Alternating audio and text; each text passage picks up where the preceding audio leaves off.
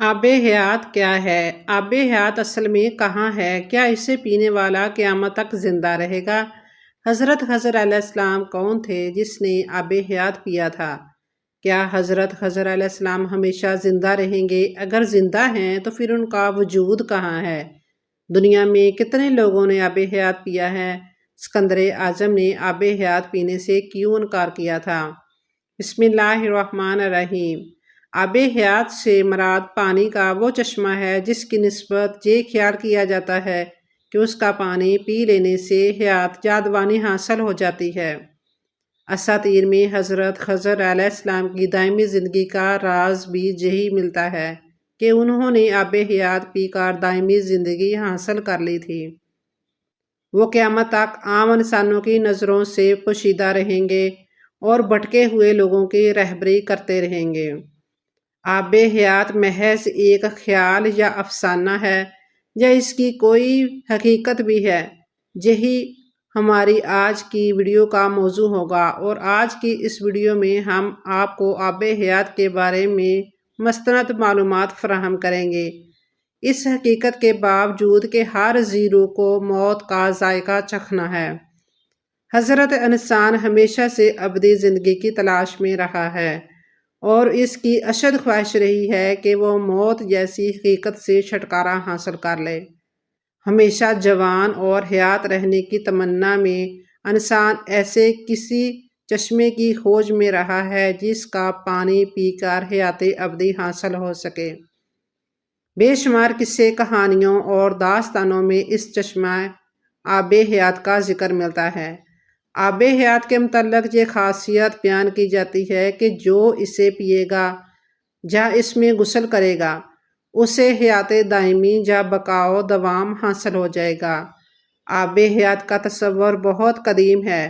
اسلام سے پہلے بھی فارسی ادب کی مختلف داستانوں میں آب حیات کا تذکرہ ملتا ہے۔ بعض لوگ تو اس کو افسانے کے علاوہ کچھ نہیں سمجھتے۔ اس اختلاف کی بنیادی وجہ یہ ہے کہ آب حیات کا تذکرہ نہ تو کلام اللہ کی کسی آیت میں ہے اور نہ ہی کلام رسول اللہ صلی اللہ علیہ وآلہ وسلم کی کسی روایت میں ہے۔ ہاں، البتہ کچھ مفسرین نے سورہ کہف کی ان آیات کی تفسیر کرتے ہوئے آب حیات کے بارے میں بات کی ہے، جن میں حضرت ذوالقرنین کے سفر کا تذکرہ ہے۔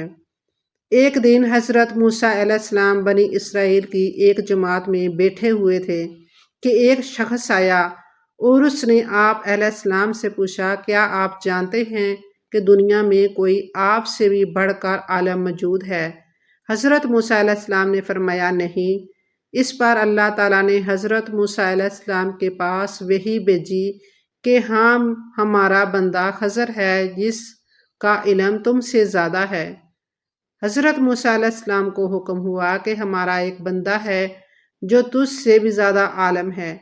موسیٰ علیہ السلام نے عرض کی، پروردگار، میں اس تک کیسے پہنچوں؟ حکم ہوا جہاں دو دریا ملتے ہیں وہاں۔ ساتھ ہی یہ حکم بھی ملا کہ اپنے ساتھ ایک مچھلی نمک آلودہ لے لیں۔ جہاں وہ مچھلی گم ہو جائے وہیں وہ بندہ ملے گا۔ چنانچہ جب حضرت موسیٰ علیہ السلام وہ جگہ جہاں روم و فارس آپس میں ملتے ہیں میں نہر حیات کے نزدیک پہنچے تو وہیں ایک چٹان کے قریب کچھ دیر آرام کرنے کی غرض سے لیٹ گئے۔ مچھلی آپ کے ساتھی یشوع بن نون کی زنجبیل میں تھی۔ پانی کے قطرے جیسے ہی اس پر پڑے وہ بحکم خدا زندہ ہو کر پانی میں غوطہ زن ہو گئی اور ایک سوراخ کے ذریعے سرنگ پانی میں اترتی چلی گئی۔ جب حضرت موسیٰ علیہ السلام جہاں سے روانہ ہو کر کچھ دور گئے تو یشوع سے کہا، مجھے بھوک لگی ہے، وہ مچھلی لے آؤ۔ یشوع نے کہا، وہ مچھلی تو جہاں ہم نے آرام کیا تھا وہیں عجب انداز سے جست لگا کر پانی میں غائب ہو گئی، اور آپ کو بتانا مجھے شیطان نے بلا دیا۔ حضرت موسیٰ علیہ السلام نے کہا، پس واپس چلو، اسی جگہ کی ہمیں تلاش تھی۔ جب آپ واپس لوٹے تو دیکھا کہ ایک بندہ خدا وہاں بیٹھا ہوا ہے۔ آپ علیہ السلام نے بعد از اسلام کہا کہ میں موسیٰ ہوں، بنی اسرائیل کا نبی۔ یہی خدا کا نیک بندہ حضرت خضر علیہ السلام تھے۔ حضرت ابو ہریرہ رضی اللہ تعالیٰ عنہ سے روایت ہے کہ نبی کریم صلی اللہ علیہ وآلہ وسلم نے فرمایا، حضرت خضر علیہ السلام کا یہ نام اس وجہ سے ہوا کہ وہ ایک سوکھی زمین جہاں سبزے کا نام و نشان بھی نہ تھا، یعنی بنجر زمین تھی، پر بیٹھے تھے، لیکن جوں ہی وہ وہاں سے اٹھے تو وہ جگہ سرسبز ہو کر لہلہانے لگی۔ نہر حیات کے پانی میں خدا نے یہ تاثیر رکھی تھی کہ مردہ مچھلی پر اس نے پانی کے چھینٹے پڑنے سے وہ باحکم خدا زندہ ہو کر پانی میں غائب ہو گئی۔ جبکہ حضرت خضر علیہ السلام تو وہی مقیم تھے، تو کیا آپ اس پانی سے مستفید نہیں ہوئے ہوں گے؟ یہ اللہ کی نشانیاں ہیں، بے شک وہ جو چاہتا ہے وہی ہوتا ہے۔ آب حیات دراصل فارسی زبان کا لفظ ہے جس کے معنی آب و بقا، آب و دوام، امرت ہے۔ آب حیات کے متعلق یہ خاصیت بیان کی جاتی ہے کہ جو اسے پیے گا یا اس میں غسل کرے گا اسے حیات دائمی اور بقائے دوام حاصل ہو جائے گا۔ داستانوں میں 3 اشخاص کا ذکر جو آب حیات یا نہر حیات تک پہنچے، ان میں حضرت خضر علیہ السلام، حضرت الیاس علیہ السلام اور حضرت ذوالقرنین علیہ السلام شامل ہیں۔ آب حیات حضرت خضر علیہ السلام اور حضرت الیاس علیہ السلام کو نصیب ہوا، اور جو وہ حیات دائمی کے حامل ہو گئے۔ یہ بھی بتایا جاتا ہے کہ سمندر میں لوگوں کی رہنمائی کرنا حضرت خضر علیہ السلام کے ذمہ ہے، اور حضرت الیاس علیہ السلام کی خشکی میں۔ مختلف تواریخ میں یہ بیان ملتا ہے کہ حضرت ذوالقرنین علیہ السلام نے پرانی کتابوں میں پڑھا تھا کہ سام بن نوح علیہ السلام کی اولاد میں سے ایک شخص چشمہ حیات سے پانی پی لے گا تو اس کی موت نہ آئے گی۔